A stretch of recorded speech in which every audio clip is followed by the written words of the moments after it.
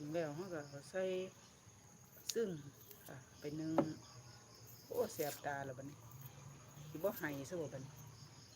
ปอกหอมก็ให้บัดนี้จ้าไผตีเนาะบัดนี้โอ้ยไผตีก็ให้น้ำตาไหลได้ผู้ใดปอกหอมบ่ให้มีเนี่ยมีบ่เนาะบัดนี้เฮ็ดแนวกินก็เทิงให้ไปนำโอ้ชีวิตแม่ครัวนี่เนาะ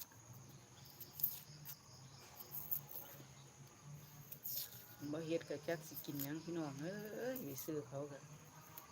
ใส่ทุนทรัพย์ยังบ่มีเงินเดือนคือเพิ่นอยู่หากินเศร้าให้เศร้าหน้าเฮาเฮ็ดหน้าเฮานี่ล่ะเฮ็ดให้เฮ็ดหน้าคันเฮาบ่เฮ็ดเฮาก็บ่ได้กินข้าว